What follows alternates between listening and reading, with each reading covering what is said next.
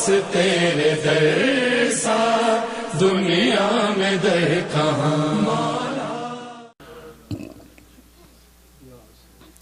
اعوذ باللہ من الشیطان اللعین الرجیم. بسم اللہ الرحمن الرحیم. الحمد للہ رب العالمین والصلاة والسلام علی اشرف الانبیاء والمرسلین سیدنا و مولانا ابی القاسم محمد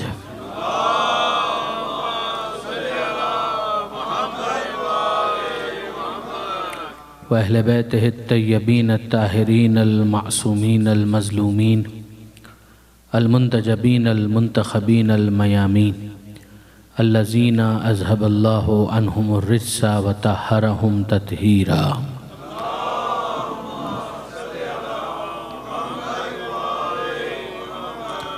لا سیما علی الامام المنتظر والحجة الثانی عشر واللعنة الدائمة الباقية على أعدائهم أجمعين من يوم ظلمهم إلى قيام يوم الدين. اللهم إنا نرغب إليك في دولة كريمة تعز بها الإسلام وأهله وتذل بها النفاق وأهله وتجعلنا فيها من الدعاة إلى طاعتك والقادة إلى سبيلك وترزقنا بها كرامة الدنيا والآخرة. رب اشرح لي صدري ويسر لي أمري واحلل عقدة من لساني يفقه قولي واجعلني خالصا لوجهك الكريم يا الله. صلوات على محمد وآل محمد.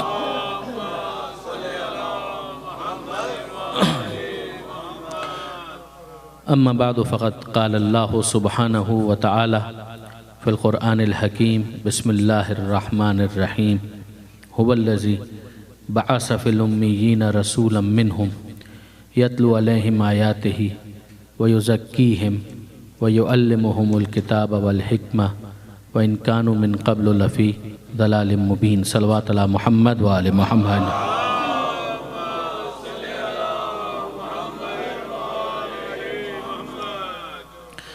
برادران عزیز و خاران محترم،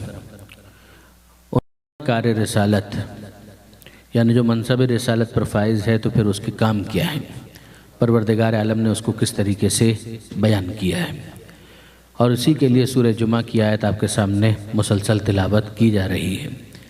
کل میں نے گزارش کی تھی کہ پروردگار عالم نے ان کاموں کو جو اس آیت کے اندر بیان کیے ہیں، اس سے پہلے 3 مقامات ترتیب تلاوت کے مطابق ہمیں نظر آتے ہیں، اور کل اسی کانٹیکس اور سیاق کو سمجھانے میں ظاہر کہ پوری مجلس صرف ہوئی.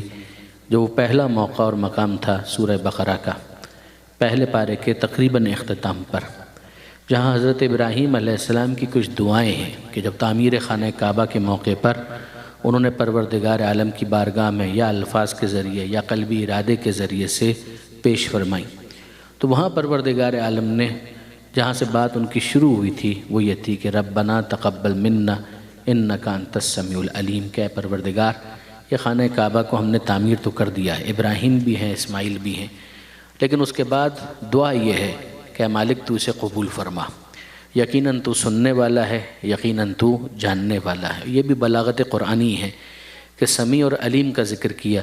سمیع کا مطلب ہے سننے والا، یعنی اگر الفاظ ہوں تو وہ سنے گا، اور اگر علیم یعنی اگر دل کا ارادہ ہو تو ارادہ قلبی سے بھی پروردگار بہت اچھی طریقے سے واقف ہے.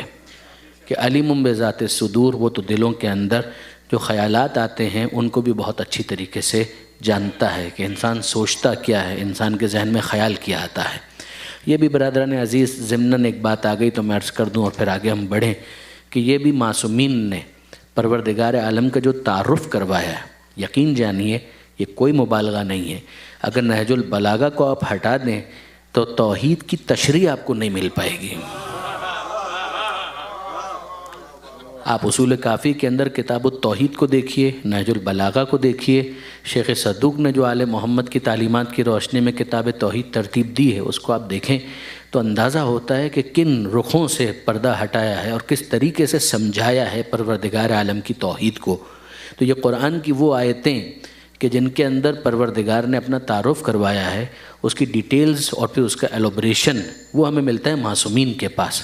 دیکھیے برادران عزیز، ابھی ماہ رمضان جب گزرا تو آپ لوگوں نے یقیناً دعائے جوشن کبیر پڑھی ہوگی. اس دعائے جوشن کبیر یعنی اگر ہم یہ کہیں کہ ہمیں اہل بیت سے تمسک پر فخر ہے تو یہ بالکل بجا ہے. یہ دعائے جوشن کبیر، دعائے عرفہ امام حسین، یہ دعائے کمیل، یہ جو معصومین کی طرف سے ہم تک تحفے پہنچے ہیں کہ پروردگار کی بارگاہ میں اگر عرض ادب کرنا ہے تو طریقہ یہ ہے، تو برادران عزیز یہ وہی سمجھائے گا نا جو وہاں سے آیا ہوگا. جو وہاں سے آیا ہوگا وہی تو اس پروٹوکول کو جانتا ہے، وہی تو جانتا ہے کہ کس طریقے سے اس کی بارگاہ میں مناجات کرنی ہے، دعا کرنی ہے، عرض ادب کا طریقہ کیا ہے. اب آپ غور فرمائیے اسی دعائے جوشن کبیر میں اسی سمیع اور علیم کے حوالے سے میں عرض کروں کہ کتنا پیارا جملہ ہے. معصوم نے سکھایا کہ خدا کو پکارو اس طرح سے، یا من لا یشغلہ سمع عن سمع، اے وہ خدا کہ جس کو ایک کی پکار کا سننا دوسرے کی پکار کے سننے سے غافل نہیں کرتا. مجھے یاد ہے ایک صاحب علم نے ایک مرتبہ ویسٹ ہی کا کہیں کا ذکر کیا تھا کہ چرچ کے اندر ایک صاحب داخل ہوئے اور انہوں نے پروردگار عالم کو پکارا اور یہ کہا کہ اے پروردگار، oh my lord, I need $1 million، kindly arrange. اور وہیں پر ایک دوسرا فقیر تھا، وہ کہہ رہا تھا او my lord, I just need $1. تو وہ جو $1 million کی اپلیکیشن لے کر آیا تھا اس نے اپنی جیب سے $1 نکال کر اس کو دیا اور کہا کہ you keep this $1 and let God think over my problem, it is more important. کیا ہمارے پاس پروردگار عالم کا یہ کانسیپٹ ہے کہ اگر اس نے پکار لیا تو پھر پروردگار تو انگیج ہو گیا، تو پھر اس کے بعد وہ دوسرے کی پکار کو کہاں سن پائے گا؟ یہ معصوم نے بتایا، سمجھایا کہ تم خدا کو خود پہ قیاس مت کرو. یہ تمہارا کیسا وائلڈ اسپیکولیشن ہے کہ تم خود پر خدا کو قیاس کرتے ہو. خدا ان کانوں سے نہیں سنتا، پروردگار کانوں کا خالق ہے، اس کی سماعت بھی بالاتر ہے، اس کا علم بھی بالاتر ہے.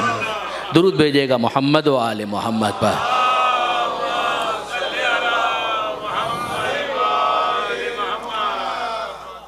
تو آپ نے برادران عزیز غور فرمایا حضرت ابراہیم علیہ السلام اس دعا کے ذریعے سے متوجہ کرتے ہیں، اے پروردگار تو سمیع ہے، تو علیم ہے. اور پھر اس کے بعد جو دوسرا معروضہ ہے اس کو باقاعدہ حضرت ابراہیم علیہ السلام نے پیش کیا کہ اے پروردگار اب میں یہ چاہتا ہوں وَجْعَلْنَا مُسْلِمَيْنِ لَكَ. ابراہیم بھی ہیں، اسماعیل بھی ہیں، اور دونوں کی یہ دعائیں کہ اے پروردگار ہمیں تو اپنی بارگاہ میں مسلم قرار دے. مسلمین لک، مسلم قرار دے. دیکھیں برادران عزیز، ایک تو شناختی کارڈ کی حد تک کوئی مسلمان ہوتا ہے، وہ بھی آپ لوگوں کے یہاں کے شناختی کارڈ میں تو نہیں ہوتا. وہاں پر تو پاکستان کے اندر باقاعدہ ریلیجن کا ایک کالم ہوتا ہے. میرا گمان یہ ہے کہ شاید یہاں پر ایسا کوئی خانہ نہیں ہوتا ہوگا، لیکن یہ کہ بعض افراد جو ہیں وہ ایک کارڈ کی حد تک مسلمان ہوتے ہیں. اگر حضرت ابراہیم علیہ السلام اور حضرت اسماعیل علیہ السلام یہ دعا مانگ رہے ہیں تو اس کا مطلب کیا ہے؟ ایک فقط ظاہری اعتبار سے as it appears on the face of it ہم یہ کہیں کہ یہ مسلمان ہیں، اور ایک وہ ہے کہ نہیں، کہ یہاں پر اسلام کا مطلب یہ ہے کہ اس کی ٹرو اسپرٹ کے اندر کہ ایک ایسا شخص کہ جو پوری طرح سے اپنی مرضی کو خدا کی بارگاہ میں سبمٹ کر دے. یہ خود امیر المومنین حضرت علی ابن ابی طالب علیہ السلام نے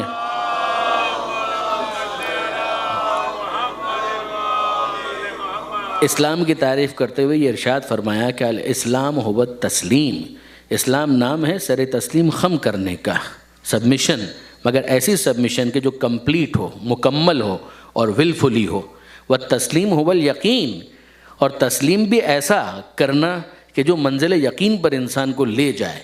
یعنی ایک یہ ہے کہ گن پوائنٹ کے اوپر آپ کسی کو مجبور کر دیں، وہ پروردگار نے اس دنیا کے اندر معاملہ نہیں رکھا. اگر ایسا رکھنا ہوتا تو کوئی کافر ہو سکتا تھا. آپ غور فرمائیے اس بات کے اوپر کہ یہ جو انسان کے اختیار یا فری ول کا ایشو ہے اس کو کس طریقے سے علماء نے ڈسکس کیا. یہ علامہ سید علی نقی صاحب کا جملہ ہے، بہت پیارا جملہ ہے. وہ فرماتے ہیں کہ جناب علی، کافر کا وجود خود انسان کے اختیار کی دلیل ہے کہ اگر پروردگار عالم نے اختیار نہ دیا ہوتا تو کس کی مجال ہے کہ اس دنیا کے اندر وہ کافر رہ پائے.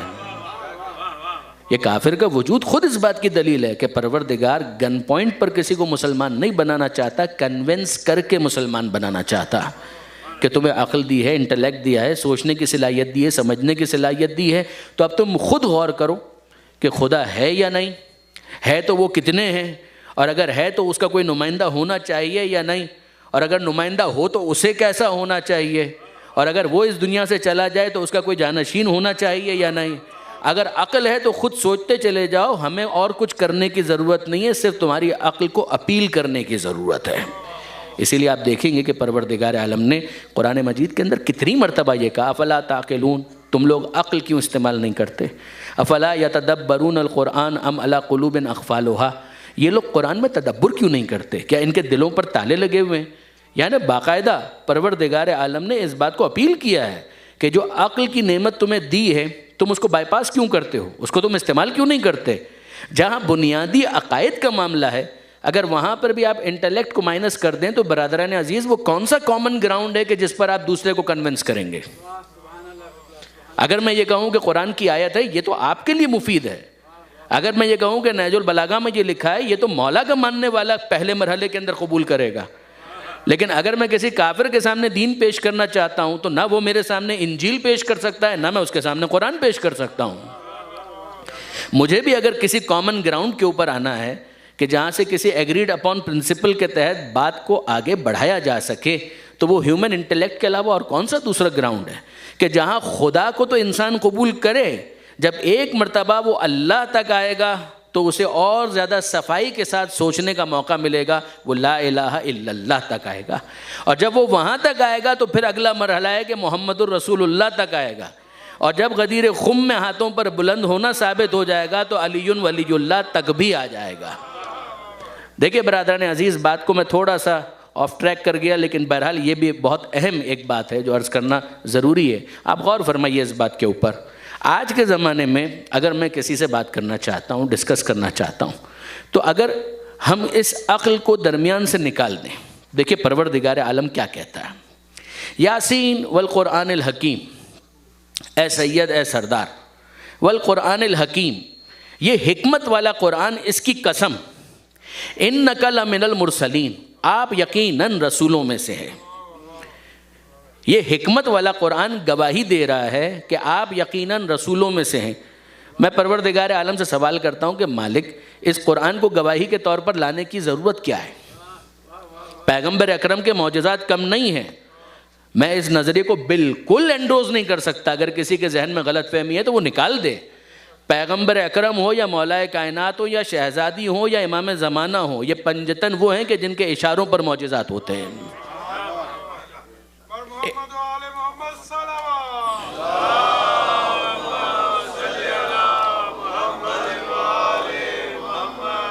تو ہر ایک کے اپنے انڈیویجول ایکسپیرینسز ہیں، ہر ایک کی اپنی قلبی واردات ہے، ہر ایک کے اپنے تجربات ہیں، ان سب کو ہٹائیے۔ اب ہم بات تو یہ کر رہے ہیں کہ کسی غیر مسلم کے سامنے ہمیں کچھ پیش کرنا ہے۔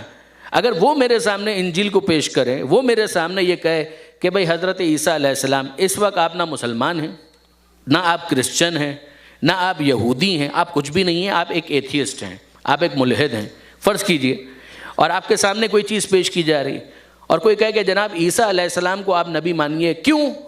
اس لیے کہ انہوں نے مردوں کو زندہ کر دیا۔ تو یقین جانیے ایک ایتھیسٹ تو آرام سے کہے گا کہ جن کے سامنے زندہ کیا ہے وہ ایمان لائیں، میرے سامنے تو نہیں کیا۔ ہم یہ کہیں وہ کوڑی کو شفا دے دیتے تھے، تو ٹھیک ہے، اگر کسی کو اس طرح سے شفا ان سے ملی ہے تو وہ ایمان لے کر آئے، مگر میرے سامنے تو یہ نہیں ہوا، میں کیوں مانوں؟ کوئی کہے کہ موسیٰ علیہ السلام کو آپ نبی مانیے، اس لیے کہ موسیٰ علیہ السلام نے عصا کو پھینکا اور وہ اژدہے میں تبدیل ہو گیا۔ کہا کس کے سامنے؟ کہا فرعون کے سامنے۔ کہا اس کی ذمہ داری ہے کہ وہ ایمان لے کر آئے، میں کیوں ایمان لے کر آؤں گا؟ میں کیوں ان کے اوپر ایمان لاؤں؟ میرے سامنے تو یہ سب کچھ نہیں ہوا۔ اب آپ غور فرمائیے، وہ کہے کہ صاحب ہماری یہ انجیل ہے، بائبل ہے، اس کو پڑھیے، اولڈ ٹیسٹمنٹ توریت کو پڑھیے، نیو ٹیسٹمنٹ بائبل کو پڑھیے اور ایمان لائیے۔ یقین جانیے کہ آپ ایمان نہیں لا پائیں گے۔ جو کچھ اس کے اندر لکھا ہوا ہے اس کو پڑھنے کے بعد فیئر اوپینین یہی بنے گا کہ نہیں صاحب اس کے اندر بڑی گڑبڑ ہے۔ جہاں پر یعقوب علیہ السلام آپ کو کشتی کرتے ہوئے نظر آئیں اللہ میاں سے، پروردگار عالم کے ساتھ معاذ اللہ ریسلنگ ہو رہی ہے حضرت یعقوب علیہ السلام کی، تو اس کو پڑھنے کے بعد ایک انسان مائل تو نہیں ہو پائے گا. جہاں پر حضرت لوط علیہ السلام نعوذ باللہ من ذالک جو ان کا کردار وہاں پر پیش کیا جا رہا ہے میں ممبر سے بیان بھی نہیں کر پاؤں گا. تو وہ کہے کہ صاحب اگر رول ماڈل اس طریقے کے آپ کے ہیں کہ جن کو آپ اس طرح سے پریزنٹ کر رہے ہیں تو نو وے. پھر اس کے بعد ایمان لانے کا کیا سوال پیدا ہوتا ہے؟ تو وہ کہیں کہ ٹھیک ہے صاحب یہاں تک تو ہم لوگ آؤٹ ہو گئے، مگر اب آپ بتائیے کہ اسلام کے لیے آپ کے پاس کیا دلیل ہے؟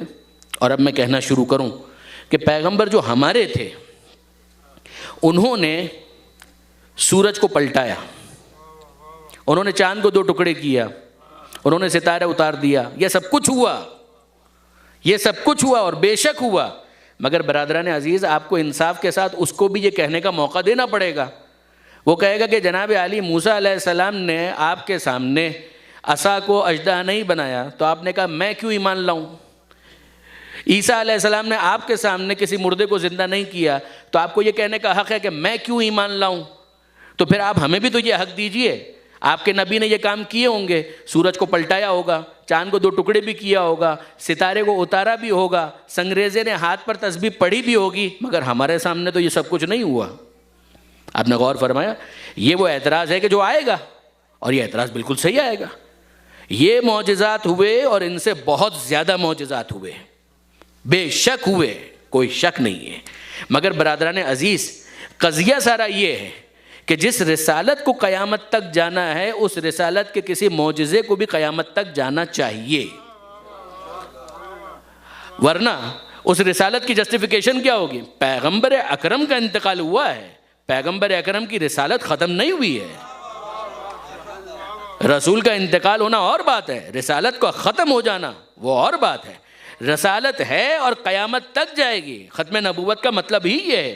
تو اب برادران عزیز میں آپ سے پوچھتا ہوں کہ مجھے بتائیے کہ آج کے زمانے میں ہمارے پاس پیش کرنے کے لیے کیا ہے؟ یہ وہ منزل ہے کہ جہاں پر یہ آیت ہماری رہنمائی کرتی ہے کہ یاسین والقرآن الحکیم، اے سید اے سردار، والقرآن الحکیم، یہ حکمت والا قرآن گواہی دے رہا ہے، انک لمن المرسلین، باقی معجزات تمہاری نگاہوں کے سامنے نہ بھی ہوں تو یہ کتاب تمہارے سامنے آج بھی موجود ہے، قیامت تک موجود رہے گی. اور دعویٰ کیا ہے؟ یا ایھا الناس، سورہ بقرہ، اے انسانوں، کسی گروہ کی بات نہیں ہے، تمام انسانوں کی بات ہے. ان کنتم فی ریب، اگر تم شک میں ہو، مما نزلنا علی عبدنا، جو ہم نے اپنے بندے پر نازل کیا کہ یہ ہماری طرف سے ہے یا فیبریکیٹڈ ہے، فقط اتنا ایک کام کرو، فاتو بسورۃ من مثلہ، اس جیسا ایک سورہ بنا کر لے آؤ. اگر سورہ لے آئے تو ہم دستبردار ہو جائیں گے، اگر نہ لا سکو تو تم مانو کہ یہ کتاب خدا کی طرف سے ہے. درود بھیجے گا محمد و آل محمد.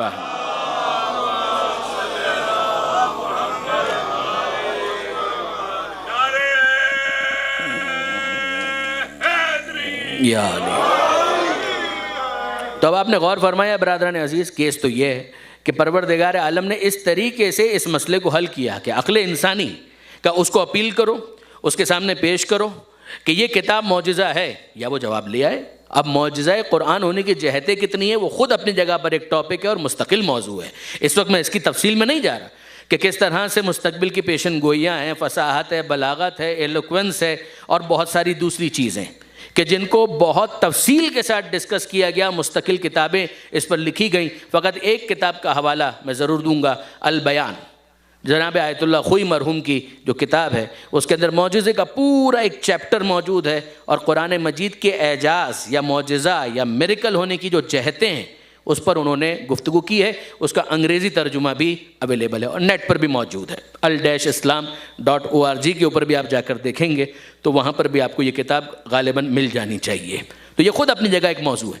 مگر یہاں سے ہمیں سمجھ میں آتا ہے، اب اگر کوئی ہم سے پوچھے کہ ٹھیک ہے یہ تو آپ کے رسول کی رسالت کا ثبوت ہو گیا، یعنی اگر واقعاً کوئی انٹلیکچوئل آنیسٹی کے ساتھ بات کر رہا ہے اور اس کے سامنے ہم پیش کریں، وہ جواب نہ لا سکے، وہ کہے کہ ٹھیک ہے ہم نے آپ کے رسول کو مان لیا، اب بتائیے کہ عیسیٰ علیہ السلام کو آپ کیوں مان رہے ہیں؟ ان کا معجزہ تو آپ نے نہیں دیکھا. موسیٰ علیہ السلام کو آپ کیوں مان رہے ہیں؟ ان کا معجزہ تو آپ نے نہیں دیکھا. نوح علیہ السلام کو آپ کیوں مان رہے ہیں؟ ان کا معجزہ تو آپ نے نہیں دیکھا. تو اب برادران عزیز ہمارا جواب کیا ہوگا؟ ہمارا جواب بہت سادہ ہوگا، اب ہم نے کسی معجزے کو دیکھ کر انہیں قبول نہیں کیا، ہم نے رسالت مآب کی زبان پر اعتماد کر کے انہیں مانا ہے۔ نہ ہم نے آدم کو دیکھا، نہ ان کا کوئی معجزہ دیکھا، نہ ہم نے نوح کو دیکھا، نہ ان کا سفینہ دیکھا، نہ ہم نے موسیٰ کو دیکھا، نہ ان کا عصا دیکھا، نہ عصا کو اژدہا بنتے دیکھا، نہ ہم نے عیسیٰ کو دیکھا، نہ ان کا دم عیسیٰ یا ید بیضا، ان میں سے کوئی چیز ہم نے نہیں دیکھی، مگر ہمارے سامنے یہ کتاب معجزہ بن کر ہے، اس کے ذریعے سے ہم نے رسول کی رسالت کو مانا، اور جب اس کی رسالت کو مانا تو اس سے پوچھتے چلے گئے کہ اللہ کے رسول یہ بتائیے اور کس کس کو ماننا ہے۔ جہاں انہوں نے پہلے والوں کا ذکر کیا تو نبیوں کا تعارف کروایا، آدم کو مانو، ہم نے کہا آمنا، نوح کو مانو، ہم نے کہا آمنا، ابراہیم کو مانو، ہم نے کہا آمنا، موسیٰ کو مانو، عیسیٰ کو مانو، ہم نے کہا آمنا، ہم ایمان لائے۔ اور اب اس کے بعد ہم نے اسی رسول سے پوچھا کہ جس کے کہنے پر آدم سے لے کر عیسیٰ تک تمام نبیوں کو مانا تھا، اب ہم نے اسی سے پوچھا اے اللہ کے رسول آپ کے بعد بھی کسی کو ماننا ہے؟ آپ کے بعد بھی کسی کو قبول کرنا ہے؟ اگر اللہ کے رسول کہہ دیتے کہ نہیں میرے بعد کسی کو نہیں ماننا، بس مجھے مانو اور اس کے بعد بات ختم، تو یقین جانیے کہ ہم کسی کو نہ مانتے۔ مگر جس رسول کے کہنے پر آدم سے لے کر عیسیٰ تک تمام نبیوں کی نبوت کا کلمہ پڑھا ہے، ہم نے اسی کے ہاتھ پر کسی کو بلند دیکھا ہے۔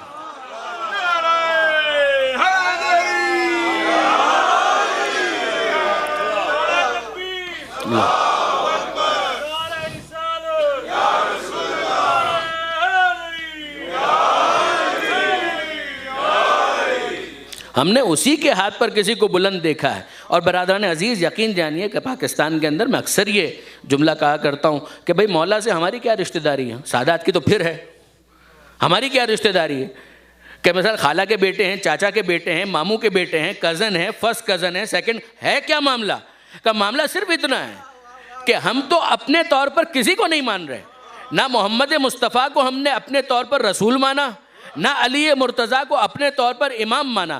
جس کو خدا نے رسول بنایا اس کا کلمہ پڑھتے ہوئے کہا محمد الرسول اللہ، اور جس کو اللہ نے ولی بنایا اس کا کلمہ پڑھتے ہوئے کہا علی ولی اللہ۔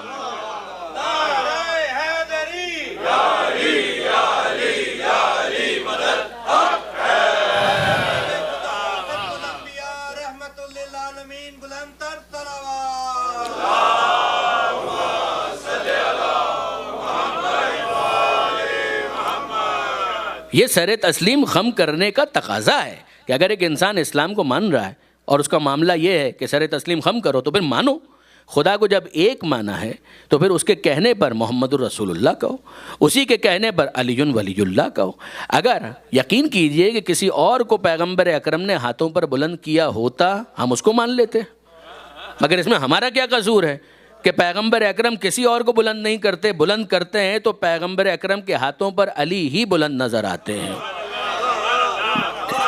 جس کے نام کے اندر بھی علی موجود ہے اور علی کا مطلب ہے بلندی، نام بھی بلند ہے، وہ پیغمبر کے ہاتھوں پر کتنا بلند ہو گیا ہوگا۔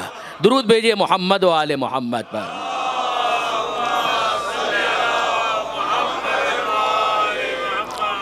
اور یہیں سے اس مسئلے کا بھی حل ہمیں مل جاتا ہے کہ امام 12 کیوں ہیں؟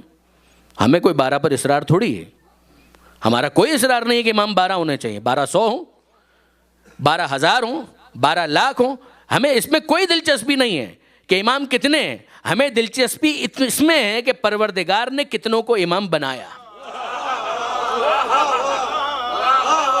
اگر پروردگار کہے کہ 15 امام ہیں تو ہم 15 مانیں گے، اگر پروردگار کہے کہ 100 امام ہیں تو 100 مانیں گے، اگر خدا کہے کہ 50 امام ہیں ہم 50 مانیں گے۔ ہمیں عدد میں کوئی دلچسپی نہیں، ہم 12 کو اس لیے مان رہے ہیں کہ وہ 12 کو منوا رہا ہے۔ نہ پہلے پر ہمیں اصرار ہے نہ 12ویں پر ہمیں اصرار ہے۔ اگر وہ 12 کو منوائے تو 12 کو ماننا اسلام ہے، اور اگر وہ 12,000 کو منوائے تو 12,000 کو ماننا اسلام ہے۔ ہمیں عدد کے اوپر کوئی اصرار نہیں ہے برادران عزیز۔ اب یہاں پر آپ دیکھیے کہ حضرت ابراہیم علیہ السلام جب وہ اپنے بارے میں کہہ رہے ہیں اور اسماعیل علیہ السلام کے بارے میں کہہ رہے ہیں، یہ بھی مقدمہ ہے۔ اے پروردگار اجعلنا مسلمین لک، ہمیں اپنی بارگاہ میں مسلمان رکھنا۔ کسی کی مجال ہے کہ یہاں پر ترجمہ کرے کہ ہمیں مسلمان کرنا؟ کسی کی مجال ہے کہ یہ ترجمہ کرے کہ ہمیں مسلمان کرنا؟ یہ آیت تطہیر میں ہمیشہ اعتراض کیا جاتا ہے.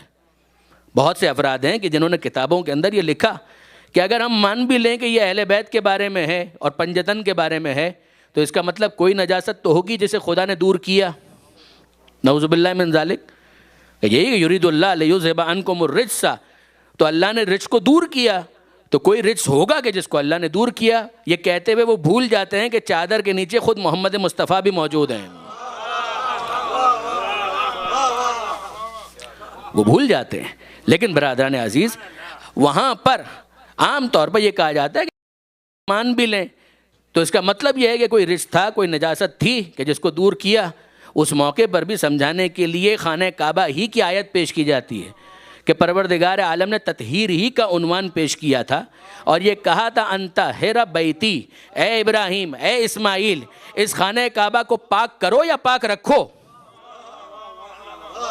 ابھی تو تعمیر ہوا ہے، تعمیر ہوتے ہی حکم یہ دیا جا رہا ہے کہ طہارت کا اہتمام کرو. اس کا مطلب کیا ہے کہ طہارت کا کوئی باقاعدہ ایسا مسئلہ نہیں ہے کہ کوئی نجاست ہو اور اس سے اس کو پاک کرنا ہو، لیکن اس کی پاکیزگی کو مینٹین کرنا، اس کو باقی رکھنا، طہارت کو قائم رکھنا، یہ ابراہیم، یہ اسماعیل تمہارا کام ہے. اب آپ غور فرمائیے، بغیر کسی رجس کے طہارت کو باقی رکھنا یہ بھی تطہیر کا مفہوم ہے. بالکل اسی طریقے سے آل محمد مرکز طہارت ہے. یہ ذمہ خدا کا ہے کہ دنیا کوشش کرتی چلی جائے مگر دامن اہل بیت کبھی داغدار نہیں ہو سکتا.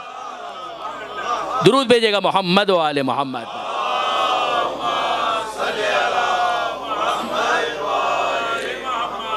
یہاں پر جناب ابراہیم علیہ السلام کی دعا، اس کا بھی یہ مطلب ہے، اے پروردگار تو ہمیں مسلمان رکھ جو اسلام کا اعلیٰ ترین معیار ہے، صرف ظاہری اعتبار سے نہیں، قلبی اعتبار سے بھی، اور ویسا مسلمان رکھ کے جو اسلام کا حق ہے. اور پھر آگے یہ دعا بھی کہ ارینا مناسکنا، کہ اے پروردگار ہمیں ہمارے مناسک جو عبادت کا طریقہ ہے وہ دکھا دے کہ حج کو کیسے انجام دینا ہے، دیگر عبادتوں کو، ریچولز کو، رسومات کو، مراسم عبادت کس طرح سے کرنے ہیں، رکوع کیسے کرنا ہے، سجدہ کیسے کرنا ہے، نماز کیسے پڑھنی ہے. اے پروردگار یہ تو ہمیں سکھا دے. یہ لفظ مناسک طریقہ عبادت کے لیے استعمال ہونے والا لفظ ہے مگر حج کے لیے خاص طور پر استعمال ہوتا ہے. لہذا خود پیغمبر اکرم ختمی مرتبت احمد مجتبی محمد مصطفیٰ صلی اللہ علیہ وآلہ وسلم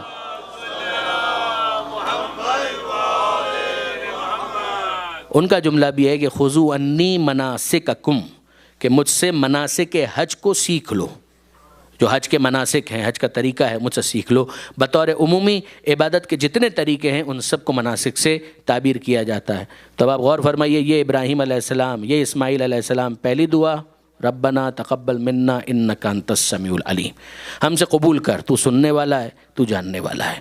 دوسری دعا ہمیں مسلمین قرار دے، یعنی تیری بارگاہ میں ایسا کہ جو سر تسلیم خم کرنے والا ہو. اگلی دعا ارینا مناسکنا سے بھی پہلے کہ ہماری ذریت کے اندر فی ذریتنا امتن مسلمتن لک، اے پروردگار جس اسلام کی دعا ہم اپنے لیے مانگ رہے ہیں صرف اپنے لیے نہیں مانگ رہے ہیں، ہماری نسل کے اندر بھی، ہماری اولاد کے اندر بھی، ذریت یعنی نسل اولاد کا، اس کے اندر بھی ایک گروہ ان لوگوں کا رکھ جو تیری بارگاہ میں سر تسلیم خم کرنے والے ہیں. یہ کس کی ذریت کی بات ہو رہی ہے؟ دعا کرنے والا کون ہے؟ ابراہیم علیہ السلام اور اسماعیل علیہ السلام دونوں کی دعائیں ہیں. میرے نوجوان دوستوں کے لیے گزارش کر رہا ہوں کہ ابراہیم علیہ السلام کے دو بیٹے ہیں، ایک جناب اسحاق اور دوسرے جناب اسماعیل. جناب اسحاق سے سلسلہ الگ چلا کہ جناب یعقوب علیہ السلام، پھر یوسف علیہ السلام. یہ یعقوب علیہ السلام ہی ہیں کہ جن کا نام ہے اسرائیل، جن کی اولاد کو کہا گیا بنی اسرائیل. یہی وہ سلسلہ کہ جس کے اندر پھر آگے بہت انبیاء آئے، موسیٰ علیہ السلام، عیسیٰ علیہ السلام، داؤد علیہ السلام، سلیمان علیہ السلام، زکریا علیہ السلام، یحییٰ علیہ السلام. یہ جتنے نام آپ سنتے ہیں یہ تقریباً سب کے سب یہ بنی اسرائیل کے اندر آئے. سلسلہ کہاں سے چلا تھا؟ جناب ابراہیم علیہ السلام سے. ان کے بیٹے جناب اسحاق علیہ السلام، ان کی ذریت کے اندر جو ہیں وہ ابراہیم اور اسحاق کی ذریت کہلائیں گے. یہاں پر دعا کون مانگ رہا ہے؟ ابراہیم علیہ السلام اور اسماعیل علیہ السلام، کہ یہاں پر بھی ایک سلسلہ رہے.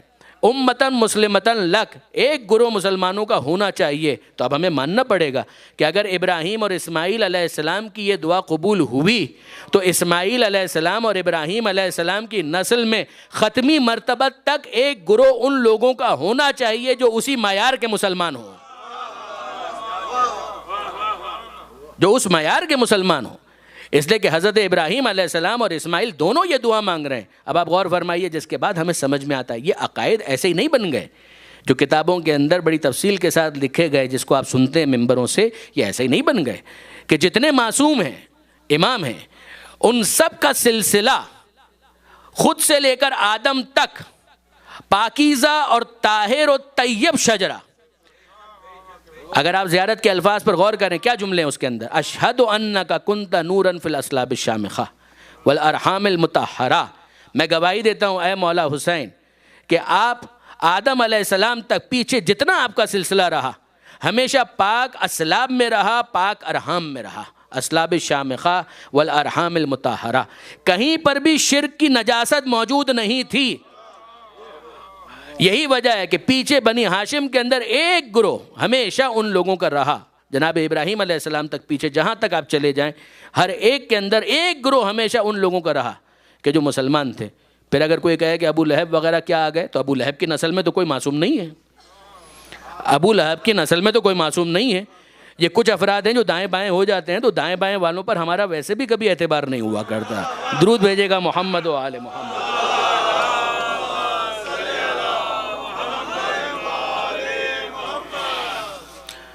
بنیادی طور پر میں اس شجرے کی بات کر رہا ہوں کہ پیغمبر اکرم کے والد جناب عبداللہ، ان کے والد جناب عبد المطلب، امیر المومنین، ان کے بابا جناب ابو طالب علیہ السلام، محسن اسلام، محسن رسول، ان کے والد، پھر سلسلہ متصل ہو جائے گا جناب عبد المطلب. یہ سلسلہ پورے کا پورا، یہ دعائے ابراہیم و اسماعیل ہمیں بتا رہی ہے کہ سلسلہ گروہ مسلمین کا ہمیشہ سے ذریت ابراہیم اور ذریت اسماعیل میں رہا پیغمبر اکرم تک. نسل اسماعیل کے اندر بعد میں جو رسول آئے ہیں وہ آپ کے اور میرے خاتم النبیین احمد مجتبی محمد مصطفیٰ صلی اللہ علیہ وآلہ وسلم.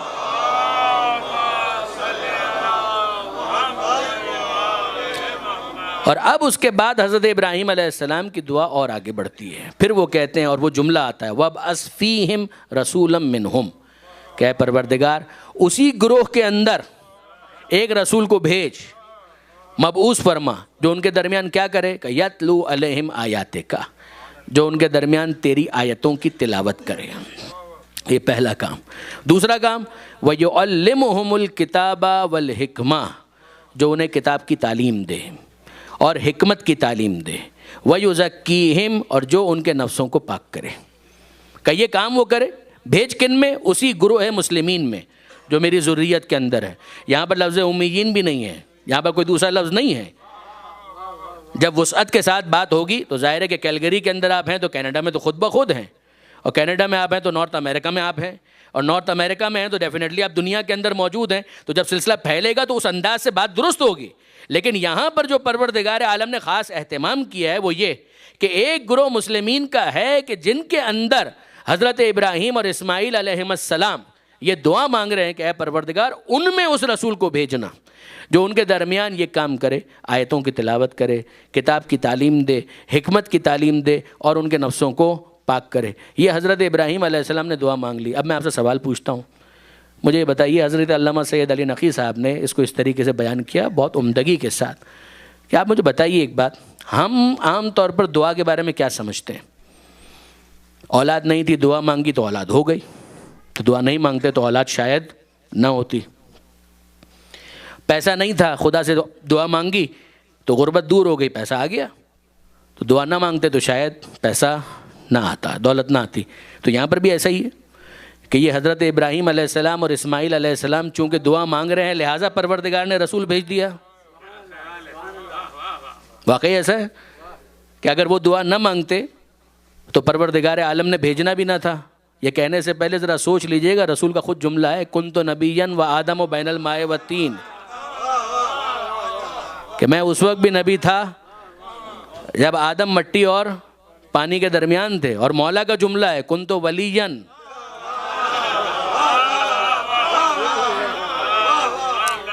وآدم بین الماء والتین، میں اس وقت بھی ولی تھا کہ جب آدم مٹی اور پانی کے درمیان تھے۔ اب آپ غور فرمائیے برادران عزیز، یہاں پر بھی اس حدیث کے اندر پیغمبر اکرم نے ابتدائے نبوت کو نہیں بتایا ہے کہ میں کب سے نبی تھا، یہ بتایا ہے کہ اس وقت بھی نبی تھا، اس سے پہلے کب نبوت ملی اس کا کوئی ذکر نہیں ہے۔ یہ فہم انسانی کے اندر اتنا تحمل ہی نہیں ہے کہ نبوت ختمی مرتبت کو اس طرح سے سمجھ سکے۔ درود بھیجئے محمد و آل محمد۔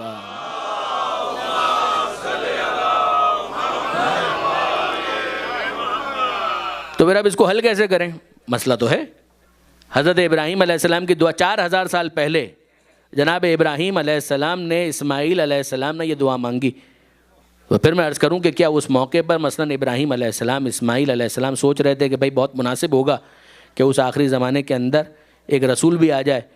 تو پھر پروردگار عالم نے معاذ اللہ ایک بورڈ بٹھایا اور غور کیا کہ ہاں اس پہ سوچ لینا چاہیے، اور پھر اس کے بعد فیصلہ کیا کہ ٹھیک ہے آخری زمانے کے اندر ہم ایک رسول کو بھیجتے نہیں، ایسا کوئی معاملہ نہیں ہے، یہ پروردگار کا تصور ہمارے پاس نہیں ہے۔ تو پھر اس کو سمجھیں کیسے، اس کو حل کیسے کریں؟ میرے نوجوان دوست اگر خاص طور پر توجہ کر رہے ہیں تو وہ غور فرمائیں۔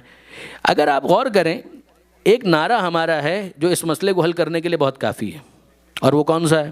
نعرہ صلوات۔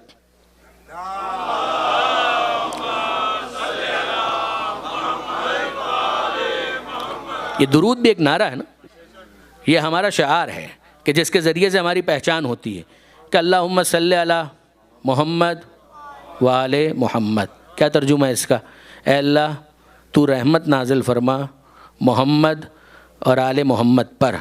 کیا آپ کے اس دعا مانگنے کے بعد خدا رحمت نازل کرے گا؟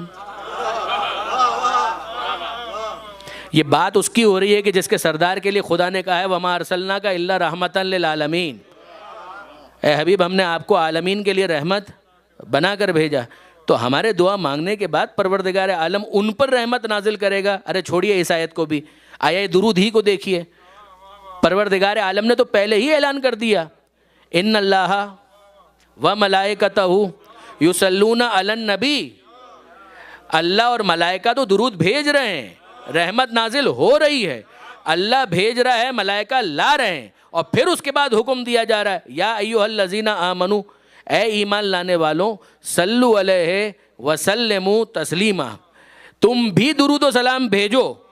تو اے پروردگار جو کام تو پہلے سے کر رہا ہے اس کے لیے ہم سے دعا کیوں کروا رہا ہے؟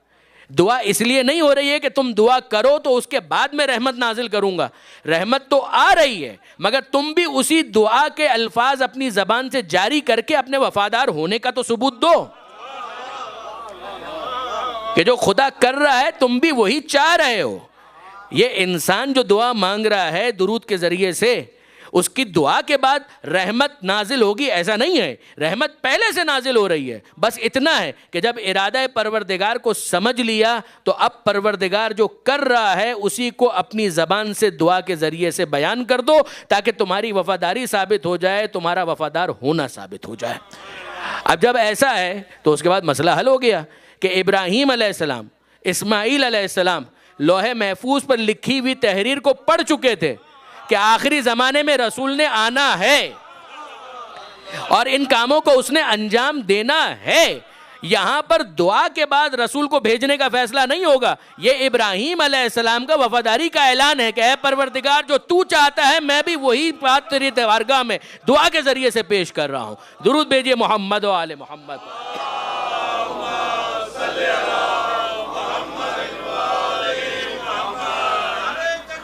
اللہ یا رسول اللہ،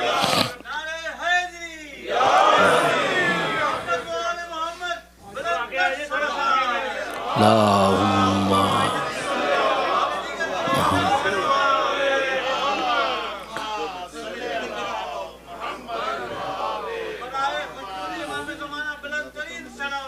اللہم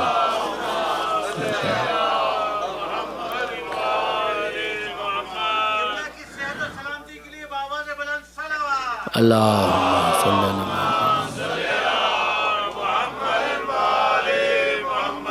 میرے محترم بزرگ، آپ میرے لیے بہت محترم ہیں، مگر یقین جانیے مجلس میں ہم جیسے انڈیویجلز ان کی کوئی حیثیت نہیں ہے۔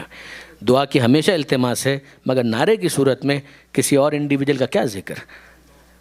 یہ نعرے اور یہ دعاؤں کے اندر خاص طور پر جب اجتماعات ہیں، یا محمد یا آل محمد، درود بھیجیے گا محمد و آل محمد۔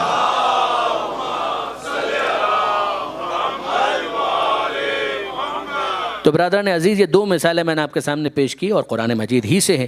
ایک جناب ابراہیم علیہ السلام کی دعا، اور ایک جناب پروردگار کا جو حکم ہے کہ جس کے ذریعے سے درود کو واجب کیا گیا کہ زندگی میں کم سے کم ایک بار تو انسان ضرور پڑھے، بلکہ نماز کے اندر تو تشہد کے بعد ہر مرتبہ اگر وہ درود نہ پڑھے تو جناب امام شافعی کا جملہ جو شعر کی صورت میں کہ آل محمد تمہارے شرف کے لیے یہ بہت کافی ہے، من لم یصلی علیکم لا صلاۃ اللہ، کہ اگر کوئی تم پر درود نہ بھیجے تو اس کی نماز اس کے منہ پر مار دی جائے گی۔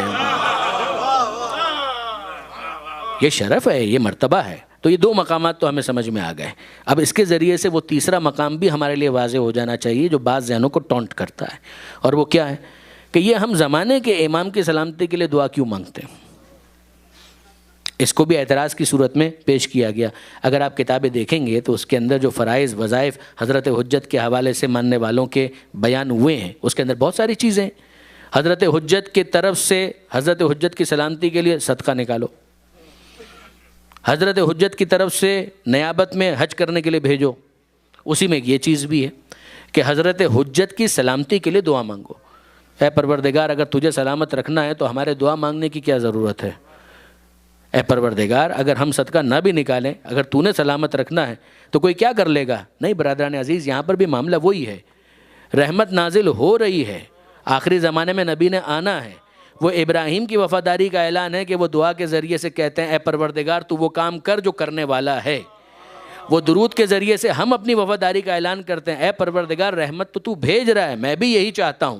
بالکل اسی طریقے سے اے پروردگار جو زمانے کا امام ہے اس کی سلامتی تیرے ذمے ہے، مگر میں بھی سلامتی کی دعا کر کے اس بات کا اعلان کر رہا ہوں کہ میں نمک حرام نہیں ہوں، میں نمک حلال ہوں۔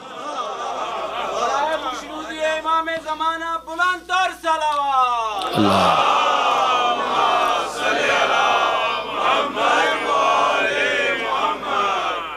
لہذا یہاں پر اگر آپ دیکھیں جو دعا پڑھی جاتی ہے اللہم کل ولی کل، یہ حجت ابن الحسن حضرت حجت کے لیے ہے، اور باقی اصول کافی کی یہ روایت حدیث موجود ہے کہ ہر زمانے کے اندر اپنے زمانے کے امام کو، 8ویں امام کا زمانہ ہو، 7ویں امام کا زمانہ ہو، 6ٹھے امام کا زمانہ ہو، ہر زمانے کے اندر ماننے والوں کی یہ ذمہ داری ہے کہ وہ اپنے امام کی سلامتی کے لیے اس انداز سے دعا مانگے۔ نام بدل جائے گا زمانے کے اعتبار سے، لیکن بہرحال وہ دعا مانگے اور اپنی وفاداری کا اعلان کرے۔ بیعت فقط ایک مرتبہ نہیں ہوتی، حتمی بیعت کے لیے ہمیشہ وفاداری کا تذکر دیا جاتا ہے، یاد دہانی کی جاتی ہے۔ اسی کا ایک انداز یہ ہے کہ دعائے سلامتی امام زمانہ پڑھی جائے، اسی طرح سے ان کے لیے صدقہ نکالا جائے۔ اور یاد رکھیے برادران عزیز، یہ گھرانہ وہ گھرانہ ہے، اگر یہاں کچھ پیش کیا جائے گا تو خالی ہاتھ یہ لوگ لوٹاتے نہیں ہیں۔ ہم نے جب کچھ نہیں کیا تو اتنا کچھ مل گیا، ذرا سوچئے کہ کچھ ان کی بارگاہ میں تحفہ درود پیش کر دیا جائے، تحفہ دعا پیش کر دیا جائے تو وہ کیا کچھ عطا نہیں کریں گے۔ ان کی بارگاہ سے انسان خالی ہاتھ کیوں آئے گا؟ یہ پروردگار نے اپنے دروازے تک، اپنی بارگاہ تک پہنچنے کے لیے وہ ابواب ہیں، وہ باب ہیں، وہ دروازہ ہیں کہ جو پروردگار عالم نے قرار دیا ہے۔ لہٰذا ان سے تمسک کے یہ مختلف انداز ہیں کہ جو خدا ہی کی طرف سے ہم تک پہنچیں۔ درود بھیجیے گا محمد و آل محمد۔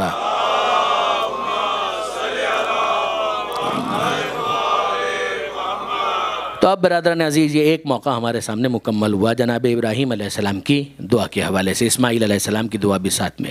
پھر اس کے بعد دوسرا موقع جہاں دوسرا پارہ شروع ہوتا ہے، یہ پہلے پارے کا اختتام، اور دوسرا پارہ جہاں شروع ہوتا ہے وہاں پروردگار عالم نے ذکر کیا تحویل قبلہ کا، کہ بیت المقدس سے خانہ کعبہ قبلہ قرار پایا۔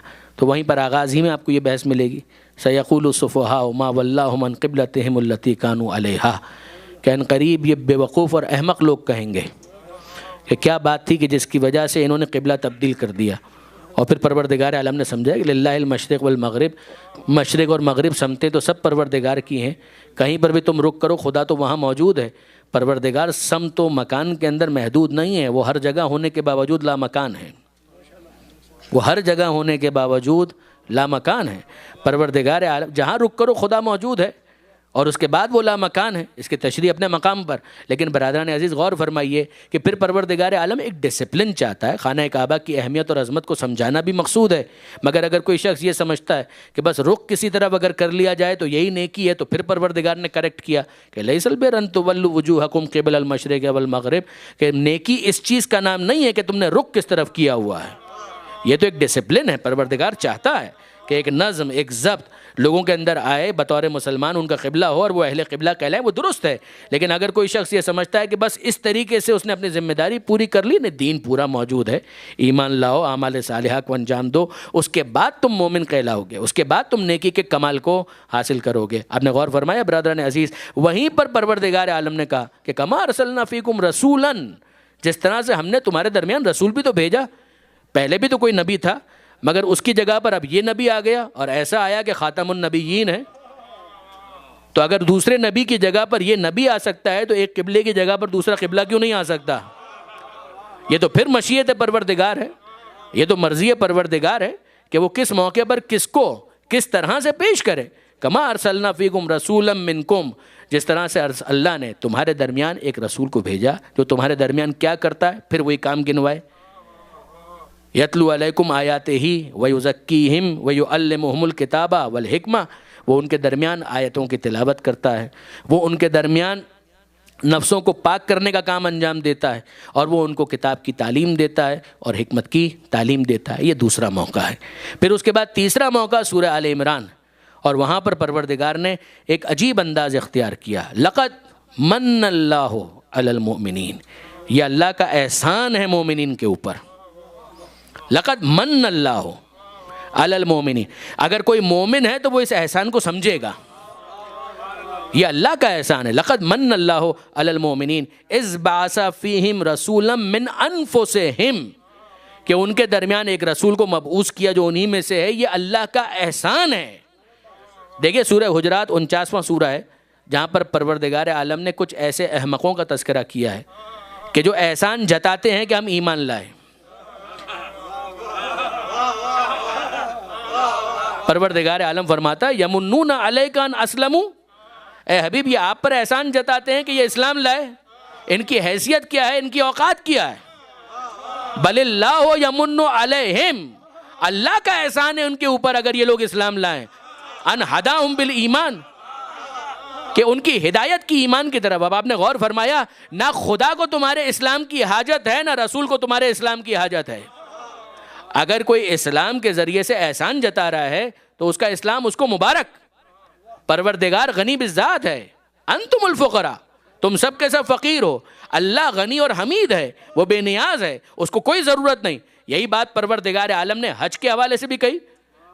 للہ علی الناس حج البیت من استطاع الیہ سبیلا، یہ اللہ کا حق ہے، اگر کرو تو اچھا ہے. جس کے پاس استطاعت ہے وہ آئے خانہ کعبہ کا حج کرے، اور اگر نہ کرو من کفر فإن اللہ غنی عن العالمین، اور اگر کوئی نہ کرے تو اللہ عالمین سے بے نیاز ہے.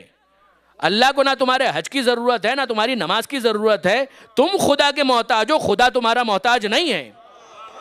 یعنی برادران عزیز کل کی بات سے متصل ہو رہی ہے گفتگو کہ آپ غور فرمائیے، اگر ساری دنیا ساری کائنات اللہ کو ایک مان لے تو کیا خدا کی توحید میں کوئی اضافہ ہو جائے گا؟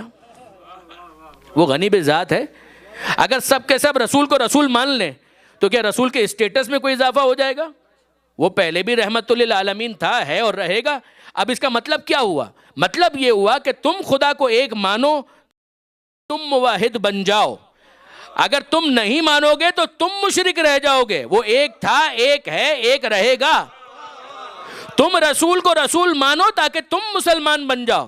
اگر تم نہیں مانو گے تو تم کافر رہ جاؤ گے. وہ اللہ کا رسول تھا، ہے اور رہے گا. اور یہی شان اس کے ولی کی بھی ہے. تم اس کو ولی مانو تاکہ تم مومن بن جاؤ. اگر تم نہیں مانو گے تو تم منافق رہ جاؤ گے. وہ کل ایمان تھا، کل ایمان ہے، کل ایمان رہے گا.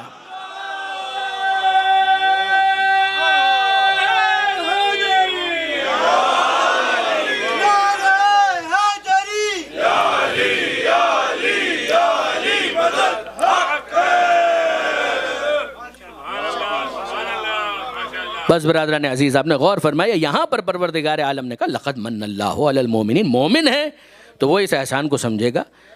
اذ بعث فیہم رسولا من انفسہم، کہ ان کے درمیان اس رسول کو بھیجا جو ان کے درمیان آیتوں کی تلاوت کرتا ہے، ان کے نفسوں کو پاک کرتا ہے، انہیں کتاب کی تعلیم دیتا ہے، انہیں حکمت کی تعلیم دیتا ہے، اور وہ سب کچھ بتاتا ہے کہ جو ان کے پاس علم نہیں تھا. اگر کوئی مومن ہے تو وہ اس بات کو سمجھے گا اور جانے گا. اور برادران عزیز، اگر احسان مان لیا ہوتا تو جو منیت کی منزل پر ہے اس کے ساتھ یہ نہ کیا ہوتا. داستان کربلا خون سے رنگین ہے، جو اس بات کا اعلان ہے کہ رسول اللہ کے اس احسان کو قبول نہیں کیا گیا، اس طرح سے نہیں لیا گیا کہ جس طرح سے لیا جانا چاہیے تھا. میں اپنے نوجوان دوستوں کے لیے گزارش کر رہا ہوں، امام مظلوم کا جو سفر ہے مدینہ سے شروع ہوتا ہے، امام مکہ پہنچتے ہیں. مکہ میں چند مہینے امام نے گزارے ہیں. 28 رجب کو امام کا قافلہ مدینہ منورہ سے روانہ ہوا، مکہ پہنچا 3 شعبان کو. یہ 3 شعبان ہی امام حسین کی ولادت کی تاریخ ہے، اور 3 شعبان ہی مکہ پہنچنے کی تاریخ ہے.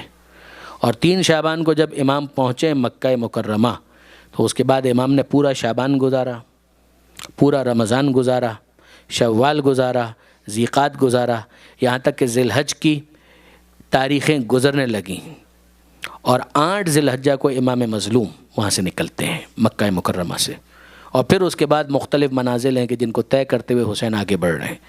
راستے میں جناب مسلم بن عقیل کی شہادت کی خبر ملتی ہے، پھر آگے بڑھتے ہیں، اور پھر اس کے بعد وہ وقت آتا ہے کہ جہاں پر امام مظلوم یہ طے کرتے ہیں کہ اب کوفہ کی طرف نہیں جانا ہے، اور اپنا رخ موڑ لیتے ہیں واپسی کی طرف نہیں، اس مقتل کی تلاش میں جس کو آج کربلا کہا جاتا ہے.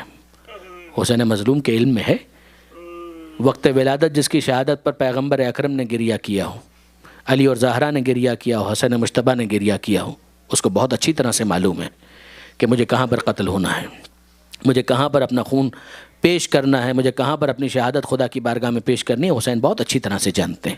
اور برادران عزیز، وہ وقت آ گیا کہ جب حسین کے سواری کے جانور نے آگے بڑھنے سے انکار کر دیا، ذوالجناح نے آگے بڑھنے سے انکار کر دیا. ذوالجناح حسین کے اشارے کو سمجھنے والا راہوار ہے، وہ سواری ہے حسین کی جو حسین کے اشارے کو سمجھتا ہے. لیکن اس موقع پر کیا ہو گیا؟ حضرت ابوالفضل عباس آگے آئے اور انہوں نے ایک جملہ کہا کہ مولا ایسا لگتا ہے کہ شاید یہ راہوار بہت تھک چکا ہے، میں دوسرے جانور کو لاتا ہوں. دوسرا سواری کا جانور لایا گیا، اس نے بھی چلنے سے انکار کر دیا. 7 جانور تبدیل ہوئے ہیں، 7 سواریاں بدلی ہیں، مگر کوئی وہاں سے آگے بڑھنے کے لیے تیار نہ ہوا. اور اب امام حسین نے سوال کیا کہ یہاں پر جو لوگ رہتے ہیں ان لوگوں کو ذرا بلاؤ، میں جاننا چاہتا ہوں یہ سرزمین کون سی ہے. بنی اسد کا قبیلہ جو اس کے مضافات میں آباد تھا، انہی کی وہ زمین تھی، ان کو بلایا گیا. وہ لوگ آئے، فرزند رسول آئے ہیں، ہم سے کچھ کام ہے، ہم سے کچھ پوچھنا چاہتے ہیں. ہاتھ جوڑ کر کھڑے ہو گئے. فرزند رسول فرمائیے آپ کیا پوچھنا چاہتے ہیں؟ کہا یہ بتاؤ کہ اس جگہ کا نام کیا ہے. ان لوگوں نے بتانا شروع کیا، یقال لہ نینوا، مولا اس کا ایک نام نینوا ہے. امام حسین کو کسی نام کی تلاش ہے. کہا کوئی اور نام بھی ہے؟ کسی نے کہا یقال لہ شط الفرات، مولا اس کا ایک نام شط فرات بھی ہے. کہا ہاں مگر کوئی اور نام بھی ہے؟ کسی نے کہا کہ مولا اس کو غازریہ بھی کہا جاتا ہے. کہا ٹھیک ہے، نینوا، شط فرات، غازریہ، کوئی اور نام بھی ہے؟ کہا کہ مولا اتنے نام تو ہمیں معلوم تھے، اس کے علاوہ اگر کوئی نام ہے تو ہمارے علم میں نہیں ہے، مگر ہمارے قبیلے کا ایک بہت بڑا بوڑھا بزرگ ہے، شاید اسے معلوم ہو، ہم اس کو لے کر آتے ہیں. اس کو لایا گیا. وہ خود سے آ بھی نہیں سکتا تھا، اٹھا کر لایا گیا. اور جب اس کو لایا گیا تو امام حسین نے اس سے کہا کہ اے شخص، تیرے قبیلے کے لوگوں نے یہ نام تو بتائے ہیں، نینوا، غازریہ، شط فرات، یہ نام تو بتائے ہیں، کوئی اور نام بھی اس جگہ کا ہے؟ اس نے اپنے ذہن پر زور دیا اور اس کے بعد کہا مولا یقال لہا کرب و بلا، مولا اس کا ایک نام کرب و بلا بھی ہے. امام نے یہ نام سنا اور فوراً کہا کہ ہاں یہ جگہ ہے ارض و کربن و بلا، جو کرب کی سرزمین ہے، جو بلا کی سرزمین ہے. اور پھر اس کے بعد فرماتے ہیں کہ ہاں ہونا مناخر حالنا، یہ وہ جگہ ہے کہ جہاں پر ہماری سواریاں بٹھائی جائیں گی، یہ وہ جگہ ہے کہ جہاں پر ہمارے خیمے لگائے جائیں گے. ہاں ہونا تصفق و دماؤنا، یہ وہ جگہ ہے کہ جہاں پر ہمارے خون بہائے جائیں گے. اور اگر آپ ذہن پر زور دیں تو کیسے کیسے خون، کس کس کا خون، اون و محمد کا خون، عباس کا خون، علی اکبر کا خون. ہاں ایک خون وہ تھا کہ جسے حسین نے بہنے نہیں دیا، اسے اپنے چلو میں جمع کر لیا تھا اور اپنے چہرے پر مل لیا تھا کہ میں اسی عالم میں اپنے نانا کی بارگاہ میں جاؤں گا. حسین آگے کہتے ہیں یذبح اطفال ہونا، یہ وہ جگہ ہے کہ جہاں پر ہمارے بچوں کو ذبح کیا جائے گا. یہ وہ جگہ ہے یحتق حریمنا، کہ جہاں پر ہماری حرمت کی حتک کی جائے گی. یہاں پر ہی یہ سارے واقعات پیش آئیں گے. حسین ابن علی نے جیسے ہی اپنا ارادہ ظاہر کیا، وہ بوڑھا کہہ اٹھا کہ مولا خدا کے لیے یہاں پر رکنے کا ارادہ نہ کریں، یہ زمین کسی نبی یا کسی ولی کو راس نہیں آئی ہے. حسین مظلوم کہتے ہیں مگر ہمارا ارادہ تو یہاں پر رکنے کا ہے. اور پھر بنی اسد والوں سے کہنے لگے اے بنی اسد والوں، ہم یہ زمین تم سے خریدنا چاہتے ہیں. بنی اسد والے کہتے ہیں مولا آپ جتنے دن رکنا چاہتے ہیں آپ رکیے، ہماری طرف سے کوئی پابندی نہیں ہے، ہماری طرف سے کوئی اعتراض نہیں ہے، آپ رکیے یہاں پر. کہا کہ نہیں، معاملہ چند دنوں کا نہیں ہے، چند مہینوں کا نہیں ہے، اب تو ہمیں قیامت تک یہیں پہ رکنا ہے، اب تو ہم یہیں پر رہیں گے، یہی جگہ ہمارا مسکن ہے، یہیں پر ہماری زیارت گاہیں بنیں گی. ان لوگوں نے یہ سنا، امام حسین نے ان سے باقاعدہ زمین کو خریدا، اس کی قیمت دی، اور پھر اس کے بعد کہا کہ اے بنی اسد والوں، زمین تو ہم نے تم سے خرید لی، مگر اب اس زمین کو تمہیں کو ہم ہبہ کرنا چاہتے ہیں، گفٹ کرنا چاہتے ہیں، یہ ہماری طرف سے قبول کرو. اگر چند شرطوں کو تم قبول کر لیتے ہو تو یہ زمین ہماری طرف سے جو تمہیں سے ابھی خریدی ہے تمہیں کو ہم ہبہ کرتے ہیں. یہ جو بھی میں نے اختتام سے کچھ پہلے کہا تھا نا برادران عزیز، کہ اللہ کے احسان کو کوئی سمجھے، اپنے اسلام اور ایمان کا احسان نہ جتائے. ہم یہاں عزاداری کرنے کے لیے آتے ہیں برادران عزیز، ہم کیا احسان کریں گے حسین کے اوپر یا حسین کی ماں کے اوپر؟ یہ اللہ کا احسان ہے ہم پر کہ یہاں پر آ کر ہمیں آنسو بہانے کا موقع ملا، یا حسین کہنے کا موقع ملا، فریاد و فغاں کرنے کا موقع ملا. یہ میں کیوں کہہ رہا ہوں؟ ذرا دیکھیے تو صحیح کون سا کریم مولا ہے کہ جس کو ہم یاد کر رہے ہیں. کہ بنی اسد کو جب زمین ہبہ کر رہے تھے اس وقت کس کو یاد کیا؟ اس وقت کس کا تذکرہ کیا؟ یہ حسین مظلوم کا کتنا بڑا احسان ہے کہ اپنے ظاہر کو اس موقع پر یاد کر رہے ہیں کہ جب کربلا کے اندر وارد ہوئے، زمین خریدی، زمین کو ہبہ کیا، اور اس کے بعد کہتے ہیں اے بنی اسد والوں، ایک شرط اگر تم قبول کر لو تو پھر اس کے بعد یہ زمین میں تم کو ہبہ کرتا ہوں. شرط کیا ہے؟ کہ شرط یہ کہ دیکھو ہم تو یہاں پر ذبح کر دیے جائیں گے، ہم تو یہاں پر قتل کر دیے جائیں گے، بعد میں جب کبھی ہمارا کوئی زائر ہماری زیارت کے لیے آئے، جب کوئی ہمارا زائر ہماری زیارت کے لیے آئے تو اسے ہماری قبروں کا نشان بتانا کہ یہ حسین مظلوم کی قبر ہے، یہ دوسرے شہداء کی قبر ہے، ان کو نشان بتانا. اور دوسری بات یہ کہ ان کو اپنا مہمان بنانا، یہ ہمارا زائر ہے، یہ معمولی آدمی نہیں ہے، یہ ہماری زیارت کے لیے آیا ہے. اور پھر دوسری شرط، اگلی شرط بیان کی. امام کہتے ہیں کہ دیکھو جب یہ فوج اشکیہ ہمیں قتل کر کے یہاں سے چلے جائیں تو اس کے بعد ہمارے لاشیں بکھرے پڑے ہوں گے بے گور و کفن. تم ایک وعدہ اور کرو کہ جب یہ لوگ چلے جائیں گے تو ہمارے لاشوں کو دفن کرنے کے لیے تم آؤ گے اور ہمارے لاشوں کو دفن کرو گے. بنی اسد کے مردوں نے ہاتھ جوڑے اور کہا مولا ہم وعدہ کرتے ہیں، جو شرائط آپ نے بیان کی ہیں ہم ان کو پورا کریں گے، مولا ہم لاشوں کو دفن کریں گے. جب جانے لگے تو حسین کہتے ہیں اے بنی اسد کے لوگوں، جا تو رہے ہو مگر ذرا اپنے گھر کی خواتین کو تو بھیج دینا. بنی اسد والے سنتے ہیں، گئے اور جا کر اپنی خواتین سے کہتے ہیں بیبیوں تمہیں فرزند رسول نے بلایا ہے، بیبیوں تمہیں حسین نے بلایا ہے. وہ بیبیاں اپنے حجاب کو سنبھالتی ہوئی، اپنے پردوں کو سنبھالتی ہوئی، اپنے برقعوں کو سنبھالتی ہوئی آئیں فرزند رسول کی بارگاہ میں اور ہاتھوں کو جوڑ لیا. آج ہم بھی اس قابل ہو گئے کہ فرزند رسول اپنی کوئی حاجت ہم سے بیان کریں گے. کہنے لگی مولا بتائیے کیا حکم ہے. حسین نے پہلا تو اپنا تعارف کروایا، مجھے پہچانتی ہو نا، میری بہن کا نام زینب ہے، میری بہن کا نام ام کلثوم ہے، میں زینب کا بھائی ہوں، میں ام کلثوم کا بھائی ہوں. اے بیبیوں ہو سکتا ہے کہ تمہارے گھر کے مرد جو ہیں یہ فوج یزید کے ڈر سے ہمیں دفنانے کے لیے نہ آئیں، مگر تم ایک وعدہ کرو کہ جب یہ لوگ چلے جائیں گے اور تمہارے گھر کے مرد اگر نہ آئیں تو پانی بھرنے کے لیے جب فرات کے پاس آؤ گی تو ایک مٹھی خاک ہمارے جسم کے اوپر ڈال دو گی. بیبیوں نے ہاتھ جوڑ کر وعدہ کیا، بنی اسد کی عورتوں نے، کہ مولا ہم وعدہ کرتے ہیں. اور جانے لگی تو امام حسین کہتے ہیں اے بیبیوں جا تو رہی ہو مگر اپنے گھر کے بچوں کو تو ذرا بھیج دینا.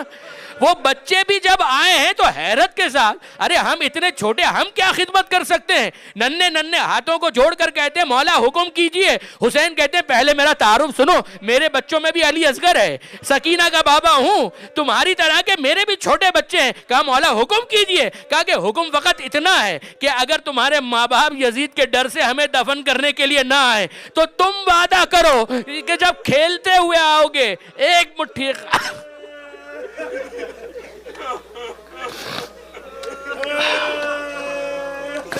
اِنَّا لِلَّهِ وَإِنَّا إِلَيْهِ رَاجِعُونَ وَسَيَعْلَمُ الَّذِينَ ظَلَمُوا أَيَّ مُنْقَلَبٍ يَنْقَلِبُونَ أَلَا لَعْنَةُ اللَّهِ عَلَى الْقَوْمِ الظَّالِمِينَ رَبَّنَا تَقَبَّلْ مِنَّا إِنَّكَ أَنْتَ السَّمِيعُ الْعَلِيمُ۔ ماتم حسین۔